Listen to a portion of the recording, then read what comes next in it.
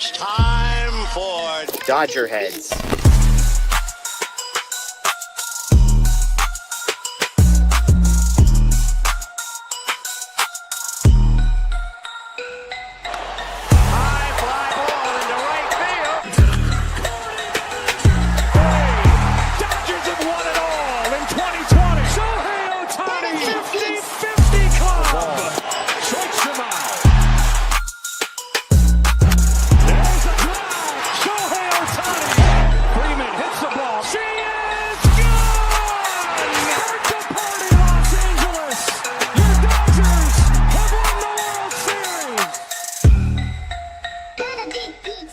What's up, everybody? Welcome into DodgerHeads Live, presented by DodgerBlue.com, part of the Medium Large Sports Network. My name is Jeff Spiegel, joined tonight by special guest Marcas Grant, NFL Fantasy, ESPN LA, fantasy football stuff here. But Marcas, as far as I'm concerned, most importantly, a proud member of the Blue Review on ESPN Los Angeles as well.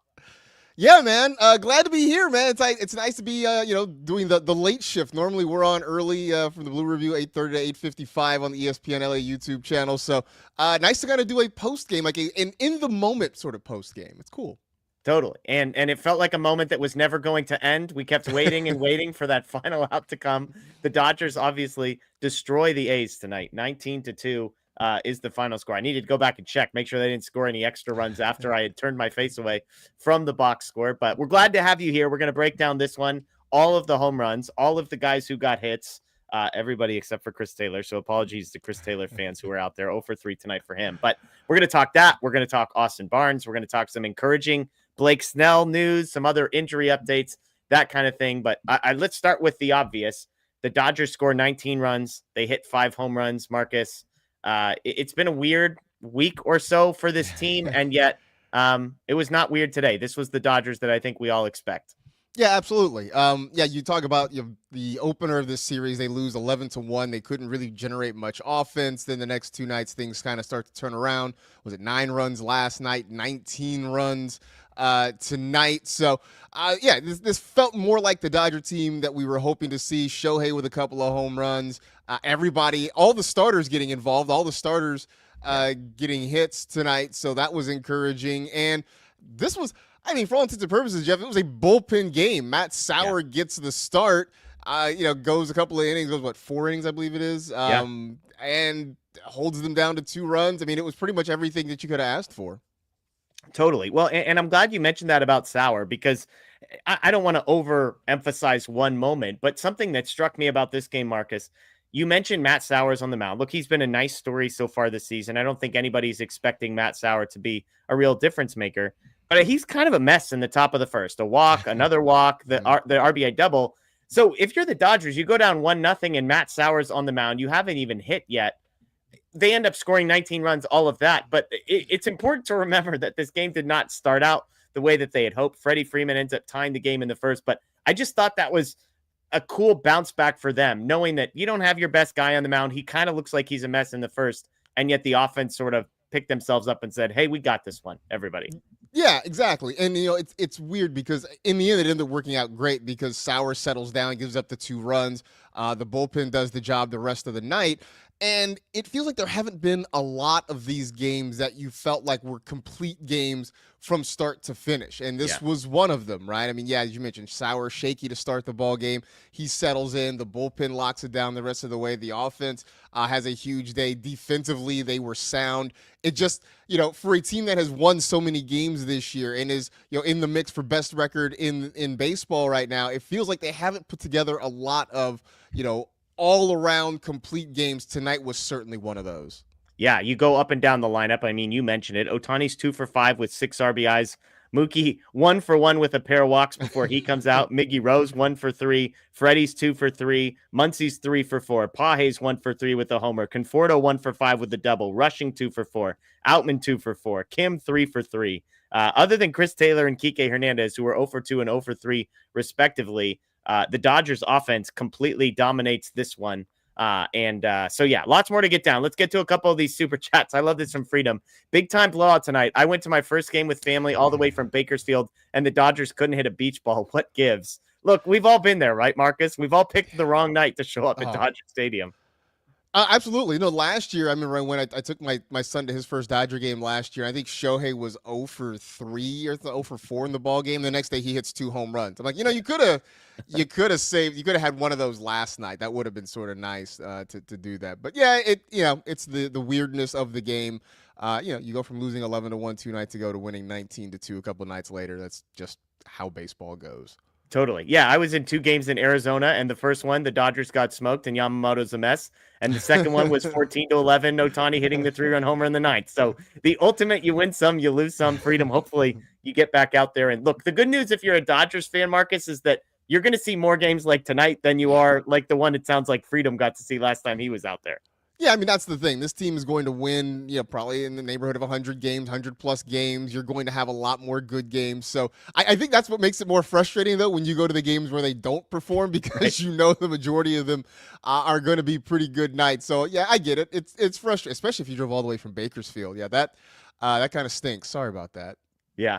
Cordena says, finally got to see my boy Rushing called up. Didn't think Barnes would be DFA'd for him to move, but pumped. Thank you, Barnes. We'll get to the Barnes piece, but he mentions Dalton Rushing. 2 for 4 is the final line. He scores 3 runs, 1 walk. We don't have to mention that one of the hits came off a position player because the position player was the one who struck out Shohei Ohtani. But here's the number that jumped out to me about Rushing. Of all the home runs the Dodgers hit tonight, Dalton Rushing had the hardest hit ball of any player in this game, 110 miles an hour. There were some jokes about whether Austin Barnes has ever hit a ball 110 miles an hour, but we don't need to go there. What did you make of what you saw from Rushing tonight?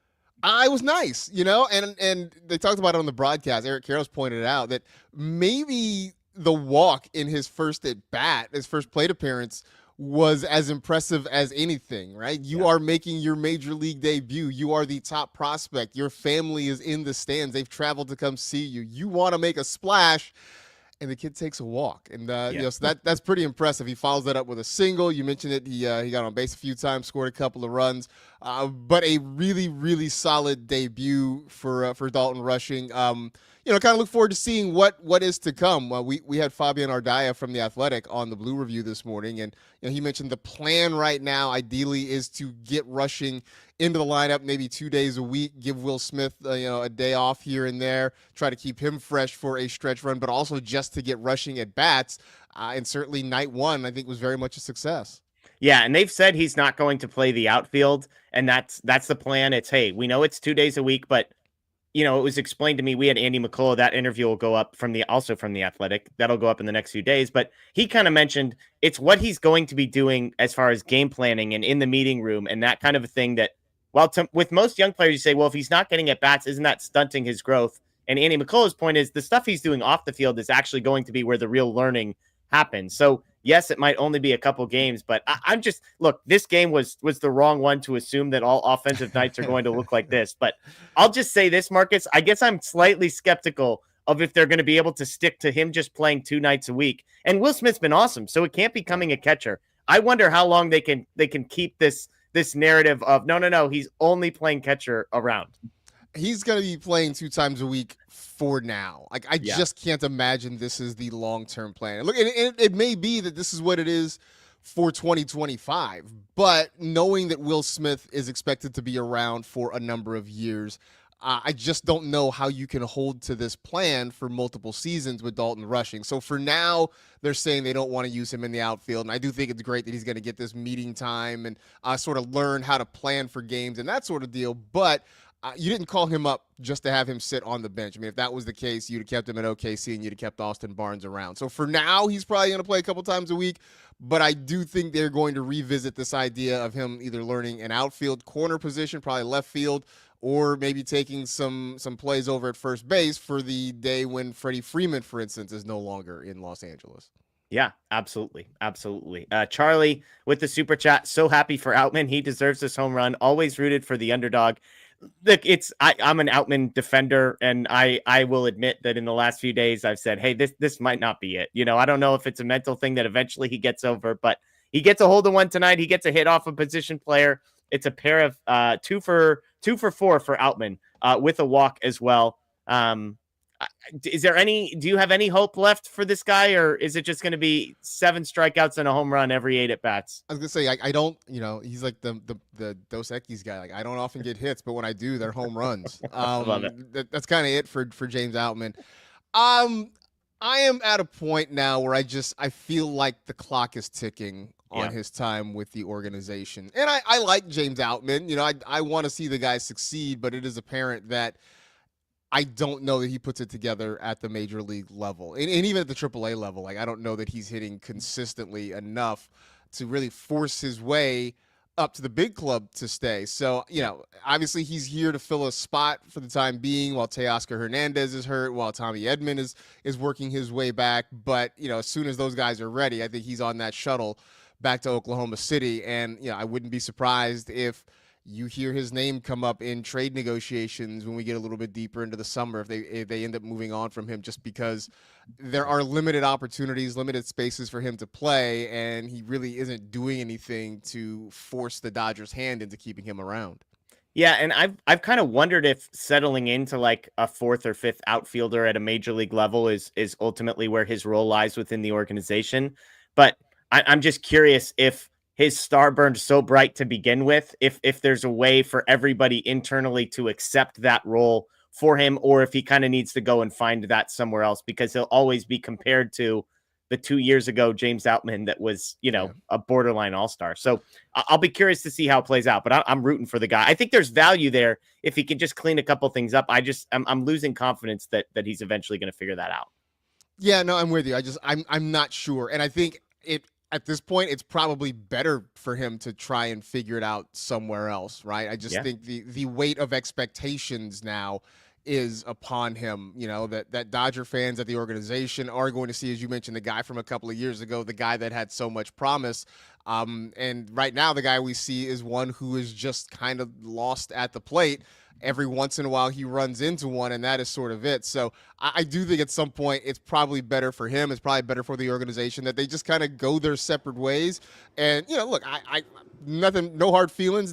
I wish him the best of luck. I hope he succeeds somewhere else. I don't see a path for it being with the Dodgers. Yeah. And he wouldn't be the first guy to be described the exact same way that you did, to go somewhere else and find immense success. Michael Busch, Gavin Lux are two names that jump to mind. LLM, who's next? Rojas or CT3? Ha-Seong Kim needs to stay. I mean, again, we're going to talk Barnes in a little bit, but they kind of broke the seal on this one a little bit, Marcus. Like, I do think that some of these other names that maybe you assumed, like, wow, this isn't the sort of thing that the Dodgers do. I mean, I don't know. I'm not saying it's going to become regular, but if I were Chris Taylor or Miguel Rojas, I would feel less confident that I'm wearing a Dodgers jersey at the end of this season than I did, a week ago. Yeah, I mean, I think if we're talking the next man up, I guess for the DFA lottery, it probably is Chris Taylor. I think at this point, Rojas certainly is a candidate for it, but I think right now he's giving you a little bit more offensively. I think he gives you a little bit more defensively, especially because I think they need some guys to kind of fill those middle infield spaces, whether it's, when Edman right now being hurt, if they want to give Kim a day off, and give Mookie the occasional day off. I think that sort of gives Rojas a little bit of a leg up, but I mean, I'm with you. I would not be surprised if neither one of these guys is on the roster by the time we get to September. Yeah, talk to me about Ha-Seong Kim. He goes 3 for 3, I believe, is his final line tonight with a pair of walks, batting average up to 429. I will be the first to admit I was skeptical about offensively whether or not he was going to be able to produce in year one based on the track record of guys coming over. But the tweaks that the Dodgers have made seem to be taking a lot quicker than especially, at least I expected. That's for sure. Yeah, I mean, I think we all were sort of, we knew that he was going to be a good defensive player. We knew he had speed. I think for a lot of us, at least for me, the hope was, hey, man, just figure out how to get on base every once in a while, and they'll figure out how to make it work from there. But he's come up and really been an offensive weapon. Hit his first home run, obviously, last night. And here's the thing. I thought, at some point, I'm like, well, okay, his first real at-bats came against the Marlins. Like, I don't know about that. I mean, he's faced the Marlins, he's faced the Diamondbacks, he's faced the A's. Admittedly, not the strongest pitching staffs, but the fact is He's hit the ball well. He looks comfortable at the plate. He looks like he sort of knows what he's doing up there. So hopefully this is a confidence thing that kind of carries over. I mean, look, this weekend they get the Angels, which, again, maybe not the toughest, the stiffest of competition, but, this sort of thing carries over so that when they do start playing some of these tougher teams, maybe he's going to feel a little bit better about being in the lineup. And we all know how much of this game is mental. So no matter who they come about to start with, if he is going into the first real competition he faces believing in himself more than he did a few weeks ago, that's not nothing. That's going to make up for a lot. And, he doesn't need to be a guy with huge exit velocities and huge power, right? He just needs to be a bat to ball guy who hits some line drives, who puts the ball where guys aren't, and then get on base, run the bases, and to your point, give them some defensive versatility sort of at positions they desperately need. So nice to see him go on a little bit of a hot run as well.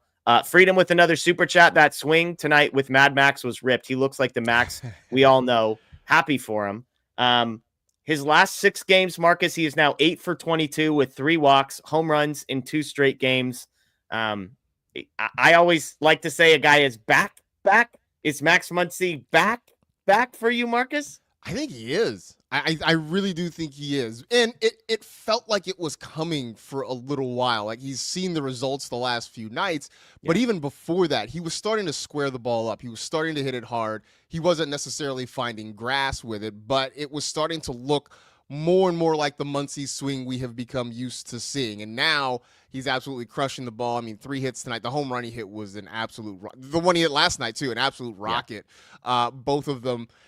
And it was funny because last night when he hit one, you could still see a little bit of sort of relief on his face. Tonight he hit it, and it was the Max. I mean, tonight's home run was the get it out of the ocean Max Muncy. Yeah. It was that guy. So I am starting to feel like he is turning things around. And kind of interesting. He and Michael Conforto starting to kind of pick things up right about the same time. I mean, they were both sitting on the same hot seat, and they're both starting to kind of to get hot right at the same time. Yeah, Muncy, the home run, yes. 2 other balls hit hard, over 95 miles an hour on the exit velocity. And the 4th one was like a 94 mile an hour sacrifice fly. So all 4 balls he hit tonight were hard, depending on your definition, how loose you want to be with the 95 mile an hour thing. But again, to me, it's not just the 8 for 22, but it's the 3 walks as well. He's mixing in power. He's mixing in the patience at the plate. It's an approach thing. And again, it's a confidence thing. Max Muncy has been a confidence type hitter. When he is dialed in and when he's locked in, he goes on these stretches. What was it in the postseason last year? Like 13 consecutive plate appearances that he reached base, Right. He's not Freddie Freeman. He's a guy with peaks and a guy with valleys. And so seeing him sort of building towards this, you wonder if we're about to see a stretch of, 3 or 4 more home runs in the next 7 days. Because when he's locked in like this, Marcus, he's one of the better hitters in baseball. And a lot of Dodger fans who don't like him, they don't like hearing that necessarily. I mean, they probably like hearing it. They may not believe it. But Max Muncy is one of the better hitters in baseball when he's dialed in. And I think part of it is because when you look at the final numbers at the end of the season, the batting average is never particularly great, right? I mean, the power numbers have been there. He's a guy that you can count on for 30 home runs. He's going to drive in a lot of runs. He's going to find his way on base. But, the average is never anything that you're going to ride home about. But I think it's because, as you mentioned, there are peaks and valleys. He will go through these stretches. I mean, I think this year was an exaggerated stretch of just not being able to get on base, not being able to do anything with the ball. But he still has those stretches where he goes cold. But then when he gets hot, it is incredible. I mean, he will put together a run on par with anything you'll see out of, Mookie, Shohei, Freddie, like all those guys. He can do that sort of thing on a regular basis. And so, it's good to see him kind of start to turn things around. It sort of reminded me, I thought about this earlier today. Remember last year when Gavin Lux's name kept coming up in trade rumors, and then for like a good month, he turned into the best hitter on the ball club when it seemed like the Dodgers were ready to be done with him.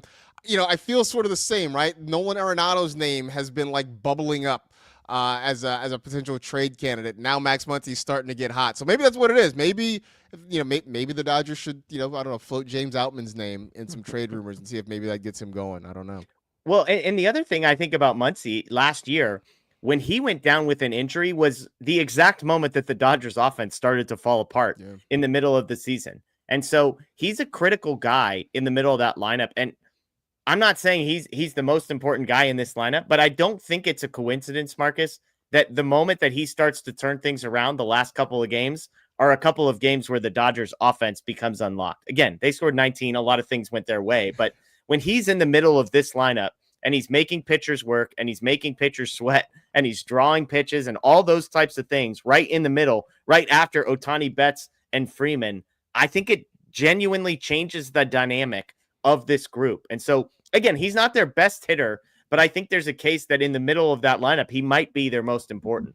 Well, I think it comes at a really good time. I don't think there's a bad time for a guy like that to start getting hot. But when Teoscar went down, you sort of wondered, okay, well, who's going to be that pivot point in the middle of the lineup? Because Teo was hitting the ball so well when he got hurt. And at the time, Muncy was still struggling. Conforto was still struggling. The bottom of the lineup wasn't producing. And so you wondered who was going to be the guy to step up and really swing the bat well. Thankfully, Pages has continued to hit, pretty consistently throughout this stretch. But I think Max Muncy really starting to heat up now, sort of fills that void left by Teoscar, and then fingers crossed Teo able to come back soon.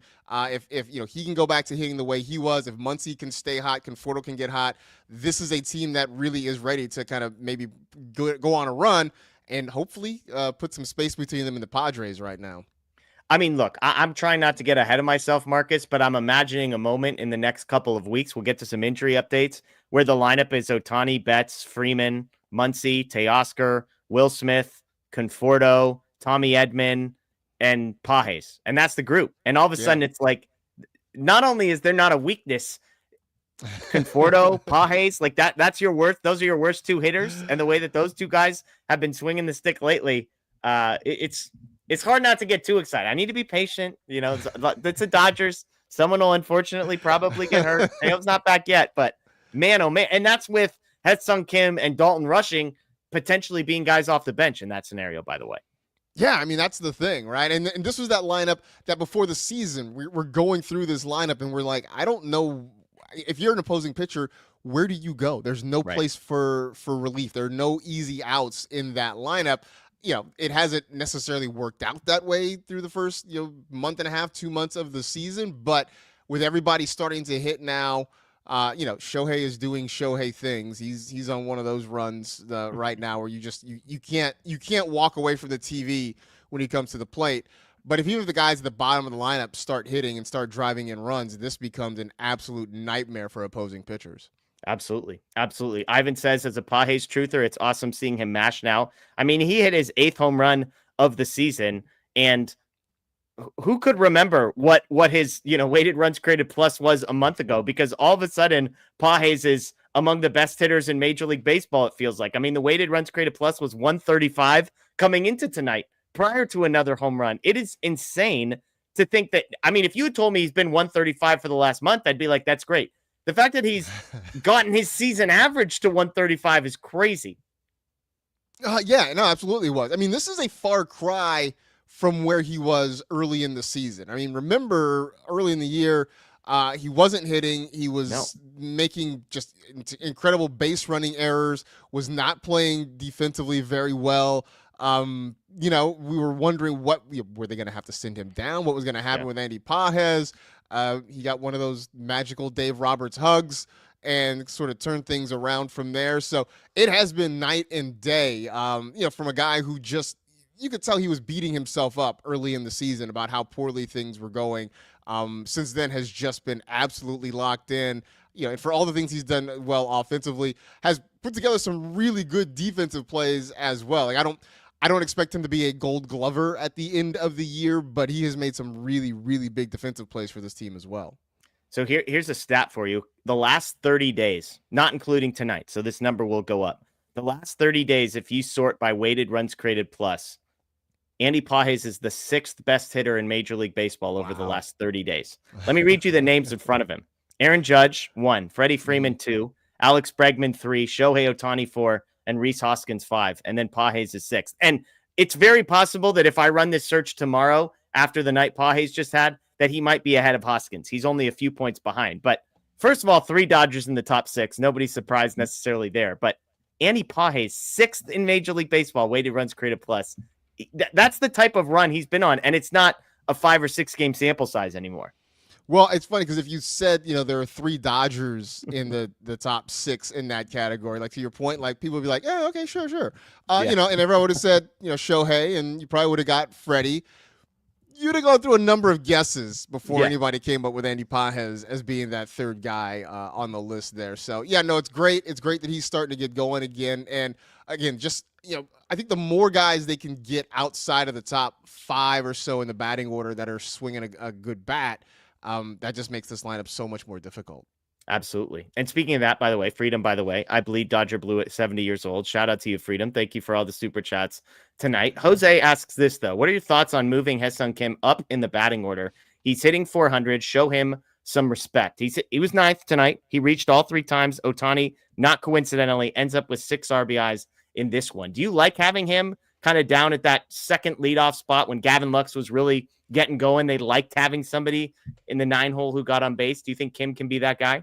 I do. I would leave him down there. I don't think, Jose, it's a sign of disrespect. I think it is sort of trying to set something up. I mean, it's trying to make him essentially a table setter for Shohei, because one of the frustrations for a lot of us early in the season is the lack of at-bats for Shohei Ohtani with men in scoring position. I mean, the fact that, I looked a couple days ago, he'd had 12 home runs. This is, obviously at 2 tonight. He had 12 home runs and 21 RBIs.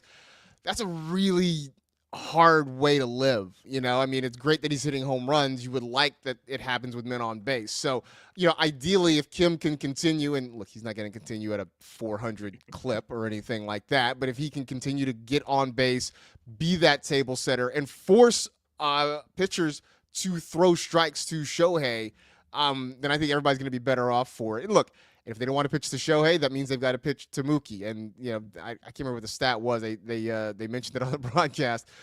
Walking Shohei to get to Mookie Betts has generally been a bad bet for a lot of teams. So if they want to take that chance, I mean, I'm here for it. Yeah, I think it's something like the guys behind him. It was like they're hitting 600 or something like that when you walk Ohtani. So take your chances, I guess. Which, by the way, here we are, 30 minutes into a show, and Shohei Ohtani hit 2 home runs, and we're all just like, let's talk about all the other things that happened. Ohtani now tied for the league lead in home runs, by the way, for those keeping track. 2 for him tonight, of the mammoth variety, like all Shohei Ohtani home runs. But, everybody expects greatness out of him, and sometimes when the guys that you expect greatness out of deliver, we may not notice or appreciate it because, that's what they're expected to do. Ohtani, quietly, not quietly, however you want to describe it, is incredible. I mentioned it's just the second best, one of the top 5 hitters in Major League Baseball over the last 30 days. And ho-hum, let's talk about Pages, Conforto, Ha-Seong Kim. That's just what Ohtani does, right? That's exactly what he does. I walked away. I missed the first home run. I was doing something, and I get the alert on my phone from the MLB app, and it's like, Shohei goes oppo on his bobblehead night, ... because of course. Because, I mean, that's just what we sort of expect out of him at this point. But, yeah, it is worth sort of checking in and acknowledging the greatness that is Shohei Ohtani. I mean, I've said it before. I'm glad he's on my team, because what he does on a nightly basis, even just on a routine basis, is pretty amazing. And then it always seems like in the big situations, he comes up even more clutch. So 2 home runs tonight, tied for the league lead with Judge and Schwarber, I think. Schwarber, yeah. Kyle Schwarber is the other guy. I mean, just fantastic. And I know people have talked about maybe do they move Shohei down in the order, but I think there's something about the hope, the belief that you could be up 1-0 with the first batter of the game just because Shohei can go deep. I mean, I think that's an intimidation factor you just can't buy. And again, if you can get a guy like Kim, who even if he's slapping singles, he's going to score on every Ohtani double that comes through. Any extra base hit, if Ha-Seong Kim is standing on first, is going to be a run scoring opportunity. It forces them to pitch to Ohtani more. So it's only going to help when the bottom of that lineup gets lengthened. They're turning it over more at bats for Ohtani, but also more opportunities with guys on base. Fritz says Kershaw on the 17th. No reason not to be optimistic. Where are you at, Marcus? Are you where are you at with Kershaw coming back, and how rose colored are the expectations on that side of things? I mean, I'm excited to see him, obviously, with what he's meant to this organization. I am tempering expectations. Excited was a carefully chosen word, but you're a veteran in this space. Yeah, you did not man. say optimistic. You said excited. I'm excited to see him. Like, I just, at this point, I don't know what we're going to get. Like, the last couple of years when I watch Kershaw pitch, it's sort of like I hold my breath a little bit because, like you want him to stay healthy. You hope he can get you through 5 innings, sort of keep the runs down, keep them in the ball game. And every now and then you get those moments where you're reminded of the greatness of Clayton Kershaw. But, more often than not, you're seeing a guy who has been around. I mean, is about to pitch in his 18th season, has had a number of injuries over the last few years. And so, I think we still get kind of nostalgic for Kershaw Day, but I don't look at Kershaw Day now the way I once did. I think right now that sort of excitement, that sort of optimism is more, reserved for Yamamoto Day, for Yama Day. Kershaw Day is sort of, I think at this point, more ceremonial than anything, I guess. This was a big debate on our show because Anthony said the same thing. He said in his family group chat, Kershaw Day has been replaced by Yamamoto Day as the text. And I said, look, as long as Clayton Kershaw is taking the mound, however often, it's for me, he gets his own day. Yamamoto That's Day fine. can wait. Yeah. He's going to be here for the next 8 to 10 years. We got lots of time for Yamamoto Day. Kershaw, he's my guy. So it's forever, I treat it like I'm watching one of my children pitch. Like when you say holding your breath, it's like watching the parent whose kid is making the major league debut. And it's more than rooting for success. You're like hoping they don't fail. It's like you want so badly with everything in you for things to go right. That is my Clayton Kershaw watching experience. Yeah, I think that's fair. I mean, I do, because I think we all as a fan base really we've embraced him for so long because he's meant so much to this organization. I think it really is that we just don't want to see him fail. I mean, I think, when you look back over the history, I mean, that's part of, especially later on, like some of the postseason, meltdowns and blowups. It's because like he has meant so much, and we have wanted to see him succeed, not just for us as fans, but for him, like as a player and as a person, which is why those have hurt so much. And so I think, now, we're watching to see him, and hopefully he comes back and looks like the Kershaw of old. Plus, 32 strikeouts away from 3,000 in the career. So, we will all be counting down those too, as long as we move along. Yeah, and to your point, I said in 2020 when the Dodgers won the World Series, if it was possible, I was happier that Clayton Kershaw had won a World Series than I was for me as a fan. Like it meant more to watch him run out of the bullpen than it did for me to get to experience that moment, just because he had been through so much, had laid it on the line. So, Dodgers, and Detours. Melissa with the question. Longtime watcher, love you guys. Did Robleski get the win because he was last on the mound and not Sauer? This rule stumps me. Thanks. So here's the rule as I understand it. And Marcus, if there's anything I'm missing, feel free to chime in. As a starter, you have to go 5 innings to get the win. So if you start the game and go less than 5, you are not eligible. What I only learned in the last few years is that from there, it becomes the official scorer's choice. Basically, they get to choose which pitcher. It's not just the next guy to come in or whoever is in when the lead is taken. If the lead remains the same from when the starter leaves the game, then the official scorer just gets to choose. So Robleski throwing 4 scoreless, they decide to give to him. Is that your understanding? Yeah, it is. It is the discretion of the official scorer, and I would assume it's because, as you mentioned, Robleski went 4 scoreless innings with the 1 hit. Banda just pitched an inning, so I think the official scorer felt like because Robleski pitched the bulk of the remaining innings that he's the one who gets the win. But yeah, it is not a hard and fast rule, so it's easy for people to get kind of confused by that. Charlie says, I love Kershaw, and I get it, Jeff. I want him to retire with a key World Series win. I want him to retire with a World Series win 2025. I want him to retire with the 2027 World Series win, if you ask me. I want him in my life forever, everybody. I know everyone's worried about the 88-mile-an-hour fastball. It could be 84. I just keep throwing him out there. The guy's going to prevent runs, Maybe that's a little too optimistic, though. Yeah, I mean, look, it's funny because I do wonder when he decides to call. I felt like, getting to 3,000 is important to him. Yeah. So I definitely was not surprised he came back to trying to chase the 3,000 wins. I know he has won 2 World Series titles with this team, but, I also know that he felt like while he did get a ring, that he was not really a contributor, that he didn't get to actually contribute in the postseason the way he would have liked. So I think there's another element of that there, that he would like to come back and actually be a part of this club through a World Series run. So look, I'm all for it, especially if he can contribute. I would say though, Jeff, if he is around for the postseason, knock on wood that he is, I don't imagine him in the starting rotation, right? I mean, if you're talking about saying this and people hate it, Marcus, he's going to be in the rotation. Everyone says, well, everything must have gone wrong. I said, no, folks, everything's going to go right. And Clayton Kershaw is going to be in that rotation.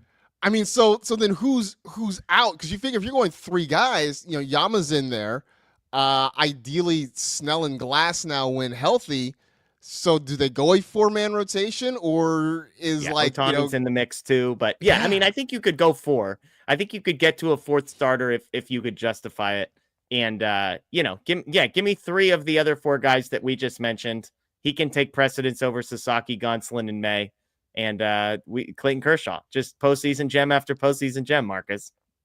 I'm here for it. Like, if that's what's going to happen, I'm totally here for it. I just, again, it's the whole, I'm scared. I don't want anything bad to happen to our poor Clayton Kershaw. So, maybe we just bring him out of the bullpen and see if that works. Oh, trust me. I'd be an emotional wreck if he took the start in the postseason. Again, it's like, I want it more for him than I want it for me.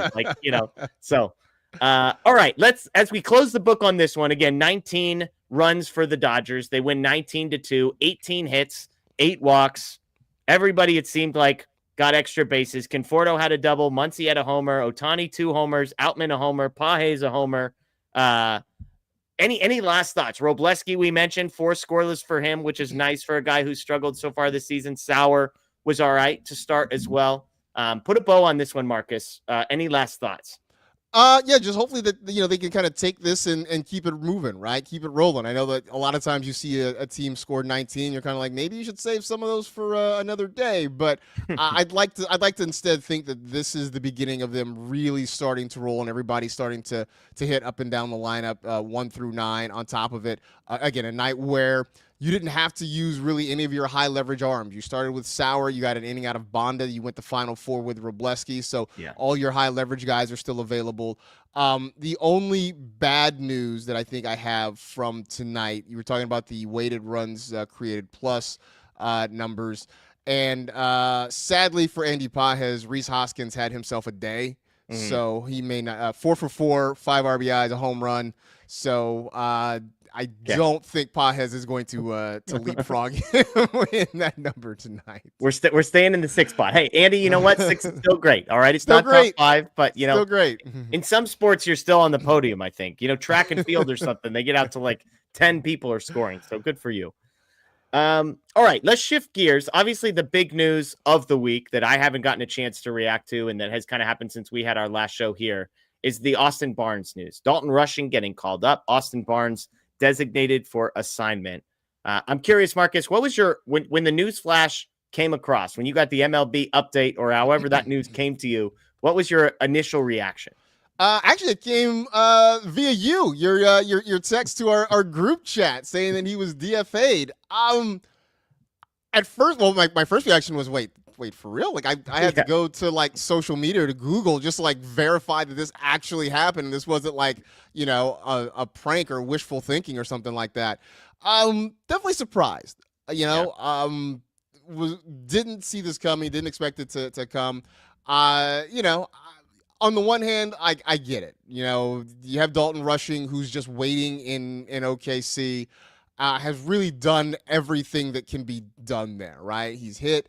You had moved him around. They were trying him in left field for a little while. They decided that wasn't going to be the way to go. So he really was just sort of killing time there, and it wasn't fair to him. I don't think it was fair to the organization.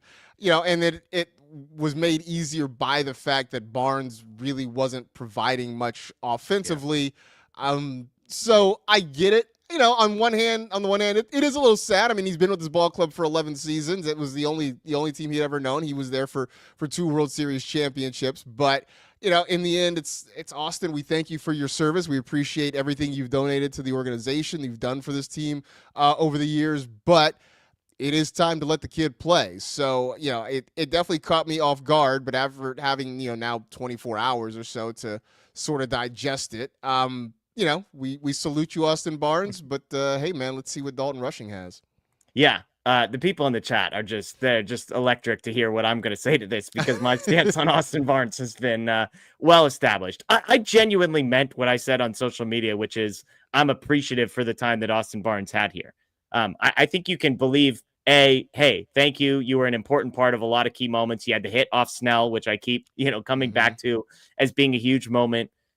And also say that, for baseball reasons over the last couple of years, this made perfect sense. My reaction was pure surprise. Not because he didn't deserve it if we're just looking at this as a baseball decision. He did. He's one of the worst offensive players in the league over the last few years. The base running, his ability to control the running game was among the worst in Major League Baseball. And so there were intangibles off the field, absolutely, that he provided. But from an organizational depth, who else they had to take his place, it made total sense.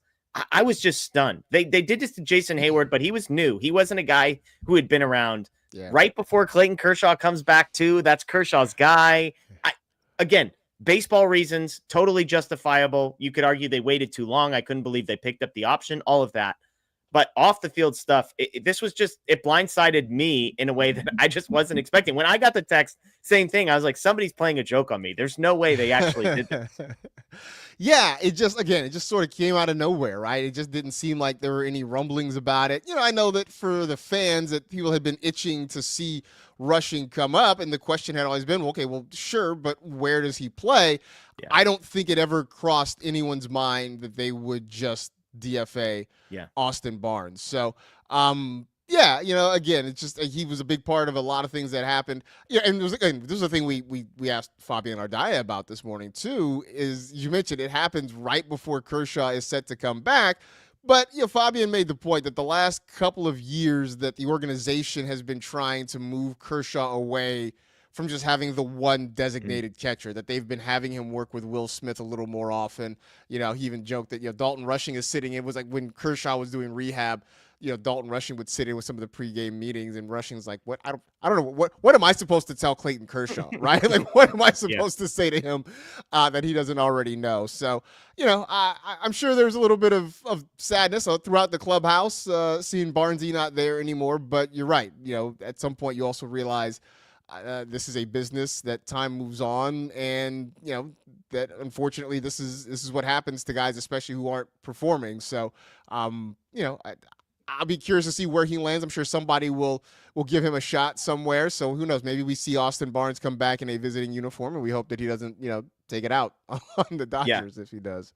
Well, and look, they gave Austin Barnes a $3.5 million player, team option that was picked up parting gift to him. So we don't have to feel too bad for Austin Barnes, because I don't think he was getting $3.5 million anywhere else this offseason. And the Dodgers said, thank you for your service. We'll let you hang out for a couple of months and then send you packing. But yeah, I interviewed Andy McCullough today of The Athletic and asked him, that'll go up in the next couple of days.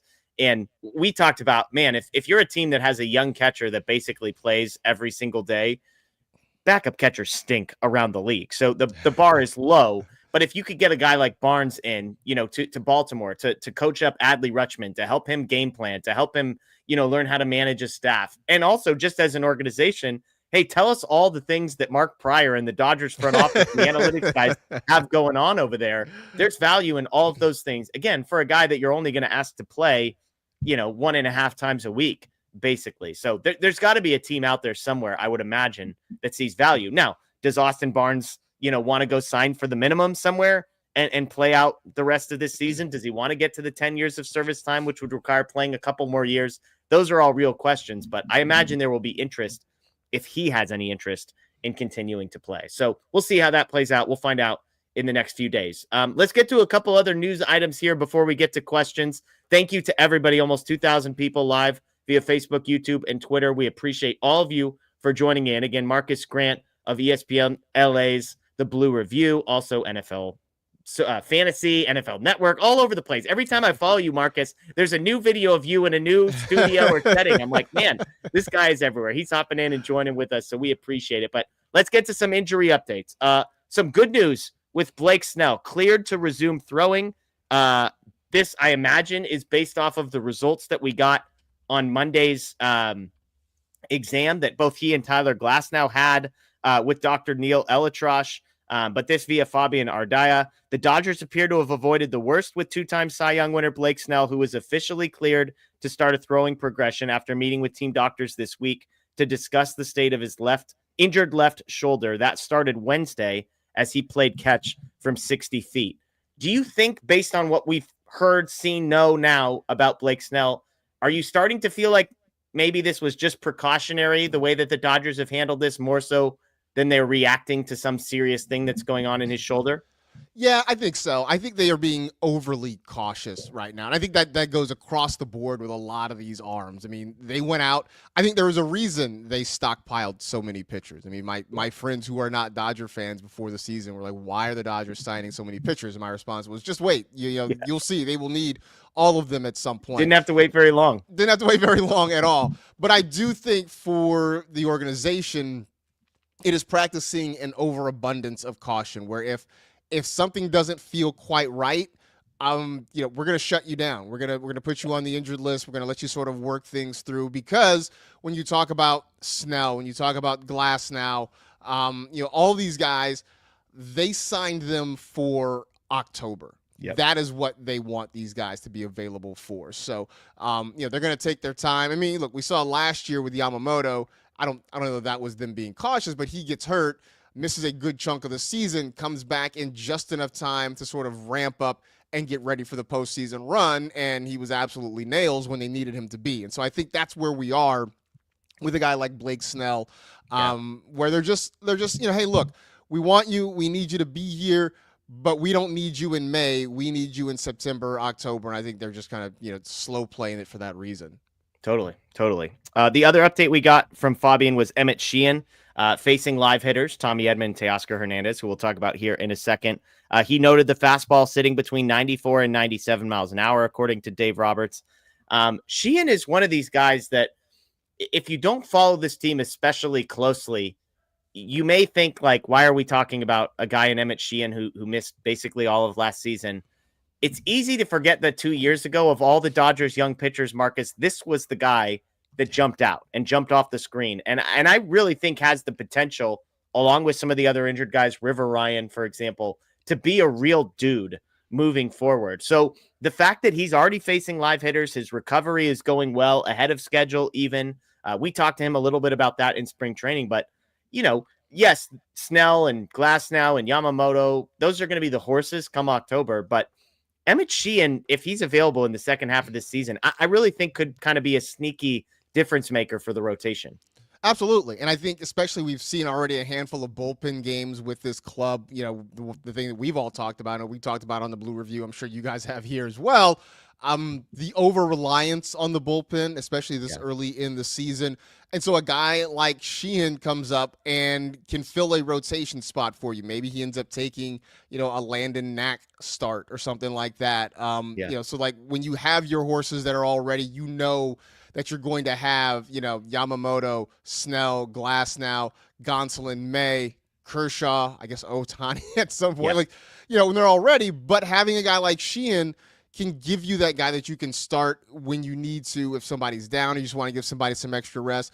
But also, Jeff, he could end up being a guy like coming out of the bullpen, right? Yep. He can sort of fill, a lot of those, those innings that say a guy like Ben Kasparius is giving them right now. So even if he doesn't end up as a guy getting regular starts for this ball club, there's still a very big role that he could potentially fill when he's ready to go.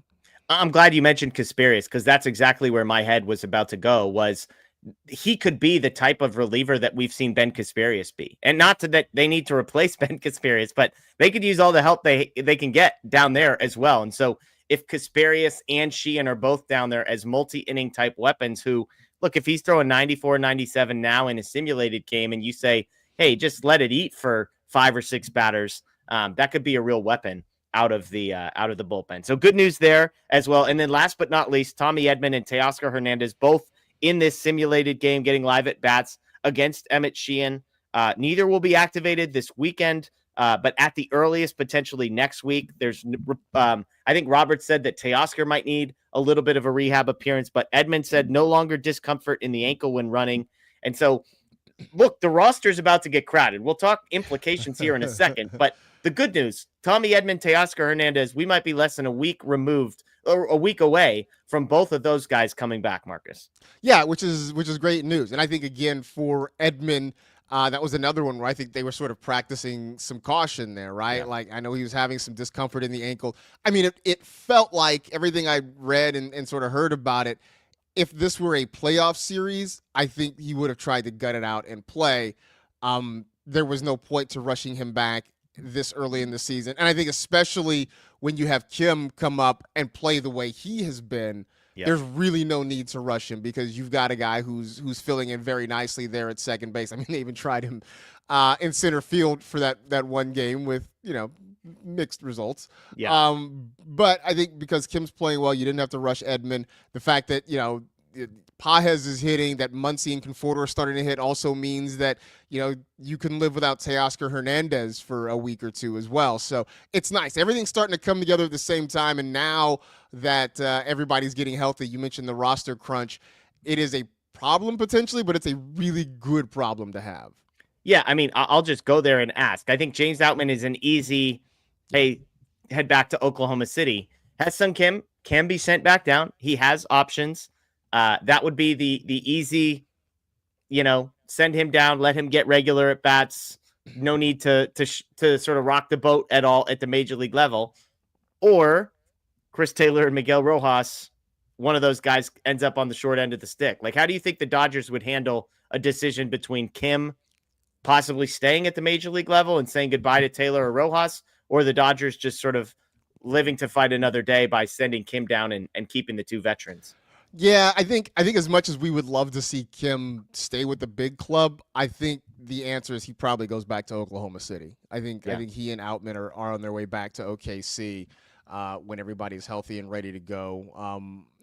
For better or worse, Dave Roberts in the front office, they are very deferential to their veterans, especially the guys like Chris Taylor who have been here for a long time and who have been a part of big moments with this club. Yeah. And so I think they would certainly like to, look, obviously they DFA'd Austin Barnes. I know that was a tough decision for a lot of people in the front office because they really just liked him as a player and as a person, but it was a move that had to be made.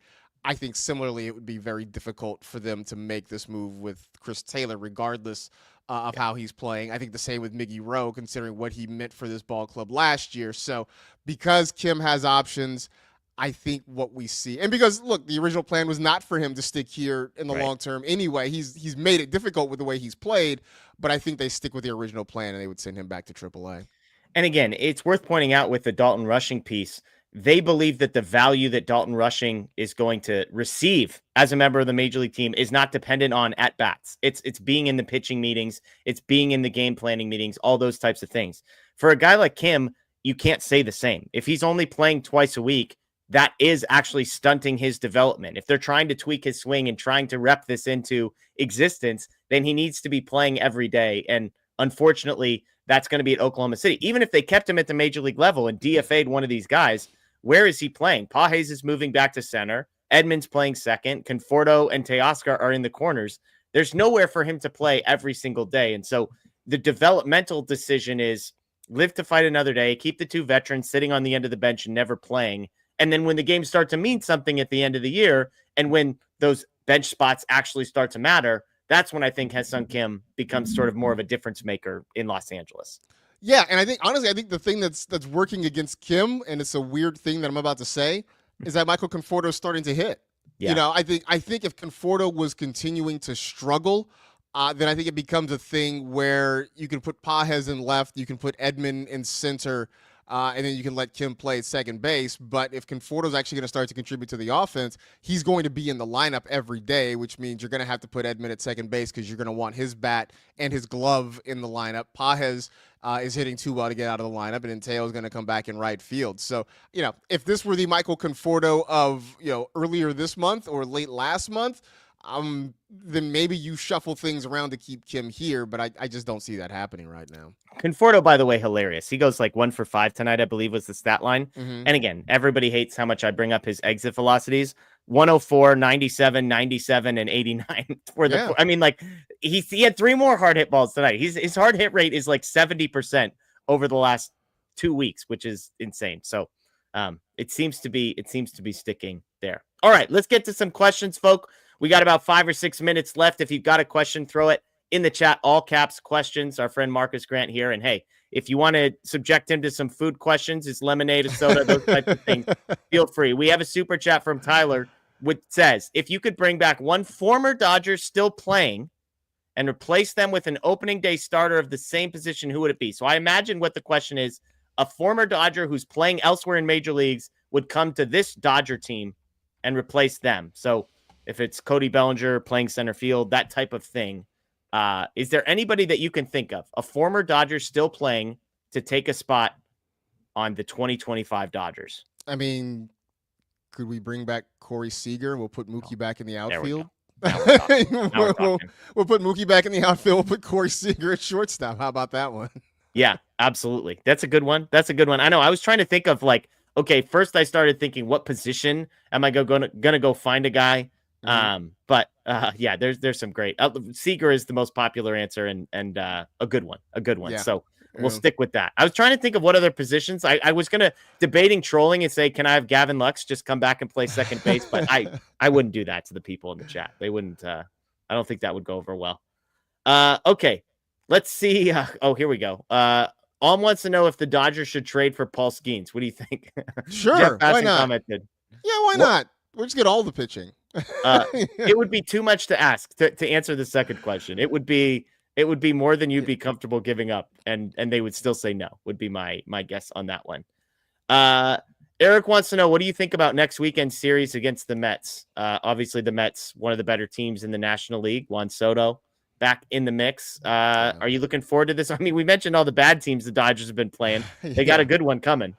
They do. In fact, I think they got the Mets and Yankees sort of in back-to-back series coming up at the end of May, if I remember right. Yeah, it's going to be really, really interesting because not only can the Mets score runs, they're getting some really, really good pitching. I mean, and look, there's a very good chance these two teams run up on each other in the postseason. So could be a little bit of an early postseason preview. Remember last year, right, when the Dodgers went to Yankee Stadium? I'll never forget that Yamamoto start where he was just lights out. And in the end, it turned out to kind of be a little bit of a foreshadowing of the World Series. So maybe this is a first look at what could be an NLCS matchup between the Dodgers and Mets. Yeah, absolutely. Joseph, is Rushing destined to be a backup catcher? If so, does it matter if he gets a lot of ABs? I think there's the reality of what it's going to look like for the Dodgers. Like Dalton Rushing is a dude. He has a potential all-star future. He's like a top 15 prospect in Major League Baseball, depending on where you look.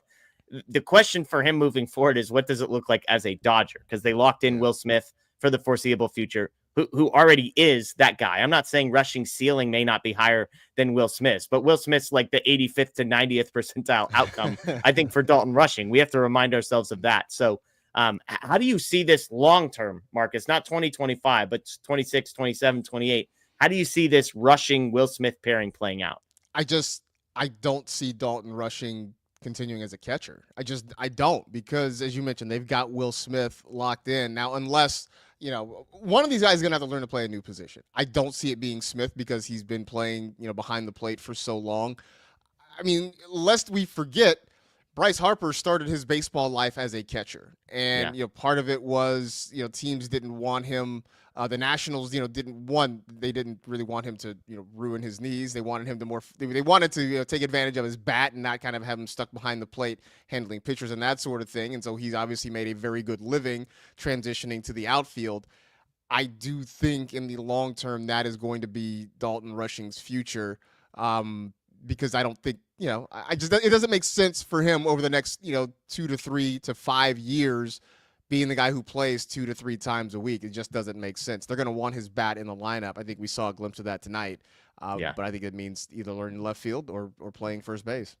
Yeah, and I think I'm with you. I think it's going to be, 2.5 to 3 days a week. He's going to be playing catcher, and Will Smith's going to get off his feet. And then I think he finds a way to play some left field. He has the athleticism. The results, I would say, were mixed out there. And I don't think the Dodgers, my guess is they haven't closed the door forever on him as an outfielder. I think it's more so, let's get you to the major leagues as a catcher first. And once you figure out the game calling thing, once you figure out how to receive and how to catch and how to work with pitchers, then we'll throw you out in left field and see if the athleticism plays up there. So people in the chat pointing out that Kyle Schwarber, another guy who was drafted as a catcher as well. There's more of those guys out there than you would imagine. A lot of guys eventually transition to first or third or that type of thing. Obviously DH as well. Okay, Marcus, we're at the hour mark. Let's go out here on some food questions. We have a few food debates that have happened on this show, and we'll go out on these three. So David says, let's get down to the important questions, Jeff. What's Marcus's go-to snack or meal, and does he like cheese? So I'm going to twist David's question a little bit. I don't think we've asked you this one, but my go-to question is, you walk into a convenience store, and you get to pick one snack, any snack, one drink, any drink, and then one sweet dessert type treat of any kind. And it could be any convenience store type place that you would like. What's Marcas Grant walking out with? It's going to be some teriyaki beef jerky. Okay, great choice. Some Jack Links. With a Gatorade, blue or green. Okay. And some sour Skittles. I had some sour Skittles for the first time in like a million years last week. Fantastic. Yeah. Skittles are great. They're great. And the sour Skittles are next level. They're elite. Yeah, I agree. Okay. The second question is lemonade a soda? No. So the story behind this was there was a kid's menu that said the kid's meal for my daughter came with a soda. And then I ordered lemonade for them, not for me. And then it didn't come with the meal. Not only that, it was $4.25 just for the lemonade on the side. So that's the backdrop to that. If it says it comes with a soda and you order lemonade, would say, I'm out. That's on me. No, seriously. I don't think lemonade is a soda, but it's all in the soft drink family. Yeah, so if the menu says it comes with a soda, I would assume lemonade is included in that category. See, we had people saying soft drink is a different category than soda, that soft drink is like sodas plus lemonade, maybe iced tea in the mix as well. And they kind of had me on that one, but this is been a topic of conversation here. Yeah, no, I think you were well within your rights to ask for a lemonade. And I think the restaurant was just being stingy. Yeah, that's all right. It was an L for me. Okay. Oh, and the other one was the other question we've been debating, and we'll get to the cheese one here. I think we've talked about that one a little bit, but overrated and underrated dessert. So what desserts don't get enough appreciation in your mind? And then is there a dessert that maybe you feel like gets too much appreciation? People like this dessert and you're out on it completely. The overrated, immediately the thing that comes to mind is red velvet, just because when I found out what it really was, I felt lied to. What is it? I don't even know what it is. It's just chocolate with red food dye. Okay. I felt like I thought it was like something special, something of its own, something unique, and I found out it was just chocolate with red food dye. I felt like I had been lied to. So that's definitely overrated. Underrated? I'm gonna say tiramisu. Oh, okay. Maybe. Okay. I'm just trying to think of something that that you don't necessarily get all the time every day. Yeah. But you go to a nice restaurant, you get a tiramisu with a cup of coffee for dessert. It hits pretty well. I like it. Yeah. And then the last one here is everyone gets on me. I've been accused of hating cheese because I don't put cheese on tacos and real street tacos. And I think if you're putting cheese in like a Chipotle burrito type setup, that it's because you've screwed something else up along the line, that you need more salsa or you need guacamole or you just need better tasting meat. That's my take. I've been accused of hating cheese. I don't know where you stand. I enjoy cheese. In fact, this afternoon, I just had a piece of cheese as a snack. But I do agree, like on an authentic street taco, you do not need cheese. You just need a little bit of like onion and cilantro, squeeze of lime, and maybe a little hit of salsa. Like I prefer the green salsa. Like I think that's all you need. But like Chipotle doesn't really count as like a street taco or anything like that. No. So like, I mean, it's just sort of like if I have I don't use ketchup on French fries unless the French fries aren't good. Like if they're poorly made or they're not cooked properly or seasoned well, then I'll use ketchup. And similarly, like with Chipotle, I put cheese on my Chipotle orders because like I don't consider it like authentic, street food. So fair. By the way, yesterday I got like a baked brie situation. Have you ever had one of these? It's got like dough on the outside. It's got like a roll of brie in the middle and then maybe some sort of jam on top. And you throw it in the oven for like 40 minutes. The outside crisps up. The middle just melts like molten lava. And then you like pull it apart. Pretty crazy. Crazy. That sounds amazing, actually. Yeah. There you go. David with the super chat. Gerber banana flakes with sugar and milk. Gerber, like baby food? That's what I was gonna say. That sounds like baby food, David. Look, I like banana, I like sugar, I like milk. So I mean, I could see where maybe we're going. Fine. Right? Yeah. So all right. Sure. There you go. Hey, to each their own. People like your food takes, by the way. Which look, cool. It's a low bar on this show. There's a lot of really bad food takes for the most part. But hey, you're passing the test, Marcus. So congratulations on that. I appreciate that. That's great. Marcus, let the people know. Let the people know where they can find you. You got a lot going on. But tell the people. I do. For the most part, I'm still. I still have an account on Twitter, X, whatever we call it. It's at Marcus G. I don't know if I'm there quite as often. I'm over on Blue Sky also as Marcus G. You can check me out there. But also you can find me on the Blue Review with Greg Bergman, Parker Bell, and have Jeff Spiegel, also guests once a week on there as well. On the ESPN LA YouTube channel every weekday, 8:30 to 8:55 a.m. Also still over at NFL Network doing fantasy stuff there. You can find the NFL Fantasy Football Podcast. Wherever you find podcasts, you'll also find ours. Love it. Love it. I will be on the Blue Review tomorrow morning, 8:30 a.m. with Greg Bergman. I actually will not be tomorrow, but you and Greg have fun. You guys have fun kicking around this 19-2 game and everything else too. I'm sure Greg's going to just pound me with Austin Barnes questions for 25 minutes. So you can hit him back with Michael Conforto, hard hit ball stats. It's fine. That's true. He's going to love that. He probably is a big exit velocity guy, that Greg Bergman. Of course, right.